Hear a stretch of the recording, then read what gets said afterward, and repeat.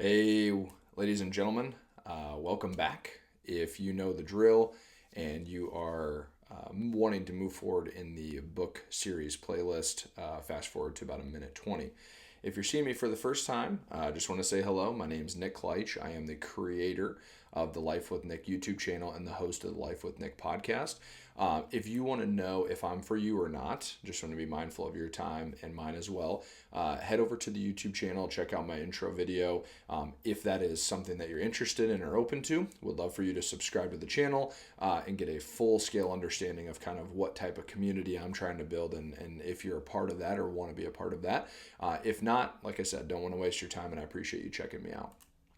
For those that do know the drill, we are continuing our next book series, Emotional Agility by Susan David. This coaching concept series is something that we started in terms of understanding our emotions, what emotional agility is, and a lot of good stuff to further unpack in this video. So to kind of keep the ball rolling from where we left off, we had just introduced the idea of emotional agility and we were starting to unpack that a little bit. In today's video, though, we are going to dive into the title of this coaching concept, and that is the Unreliable Narrator. Dun, dun, dun. So just as I mentioned, now that we've been introduced to and learned a little bit about emotional rigidity, let's turn to what it means to be hooked. So essentially our emotions, again, just as a reiteration point, are always in a constant state of change. And that's because our world is in a constant state of change. We're trying to be in sync with our world's ever evolving, so on and so forth.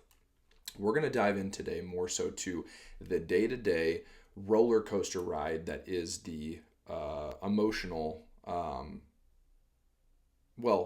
emotions and thoughts, and how they kind of impact our lives with this concept of the unreliable narrator. So think for a moment about your favorite movie. Why do you love that favorite movie of yours?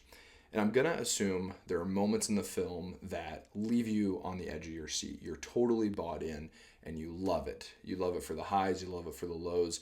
Great movie at the end of the day.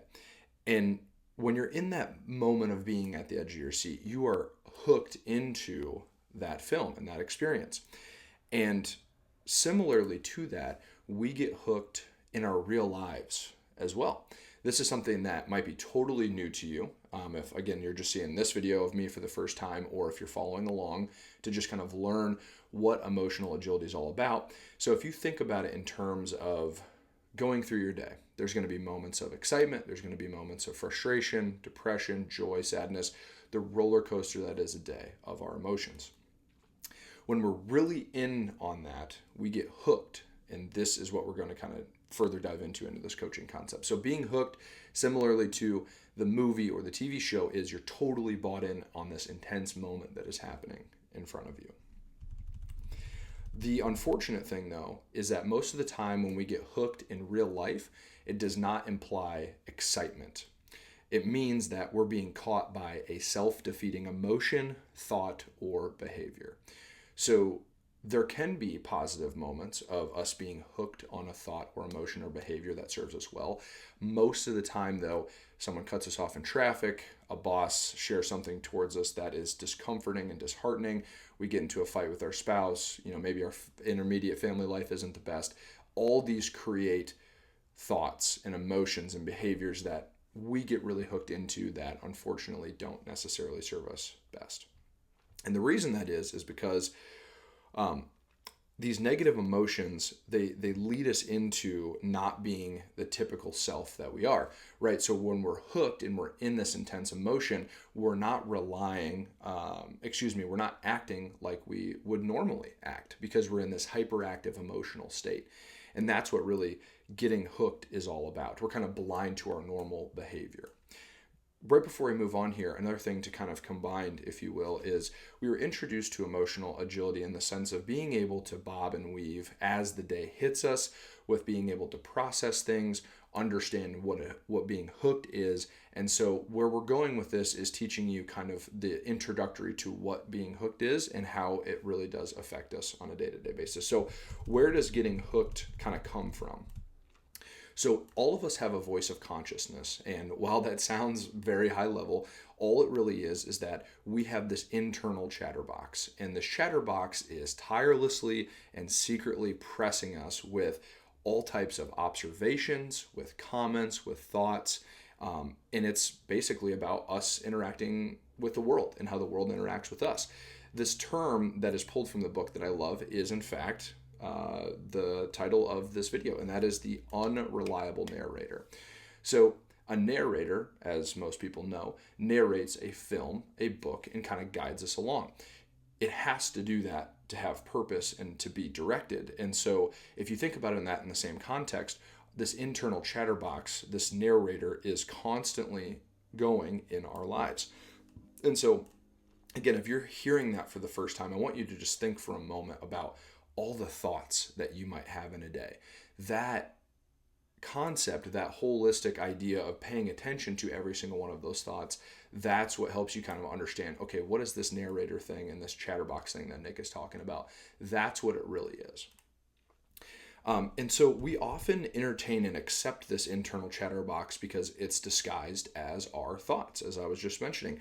And this is another way to look at it. Maybe if you were to walk around all day with a notepad and a pen, and let's say you had to jot down every thought or observation that you made in a given day, clearly that would be something that would cause you to go crazy, because every 2 seconds or every minute you would be writing something down. And that's kind of the point, is that these constant thoughts make up this internal chatterbox. The worst part about this chatterbox, though, is that it's nonstop, and it will never stop. We can't just go in and turn the thoughts and turn the observations and the analysis of our world off.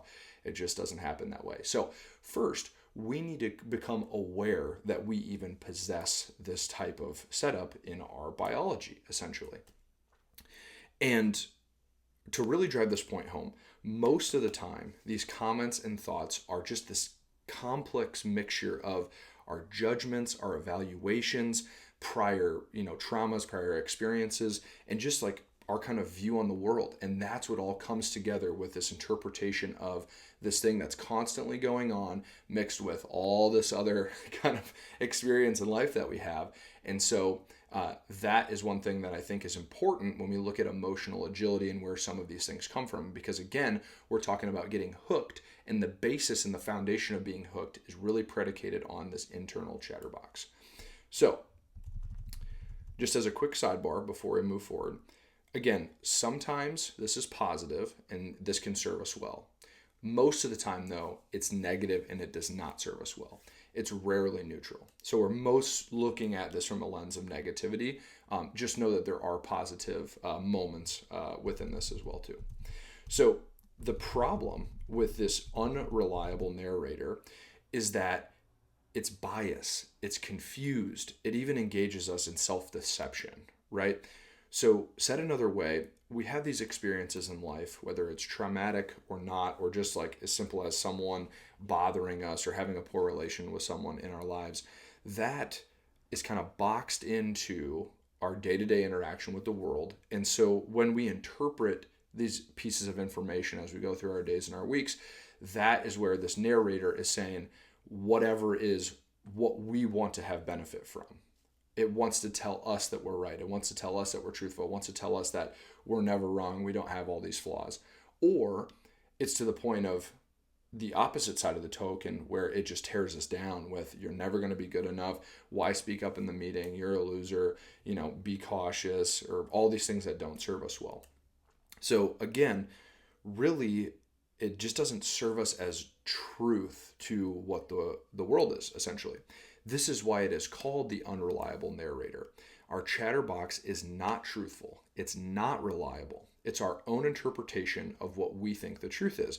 And it's also unreliable because we're imperfect. So by the nature of us being imperfect, we have this narrator telling us our thoughts and comments and observations that are either biased in our favor or mean to ourselves or deceiving ourselves.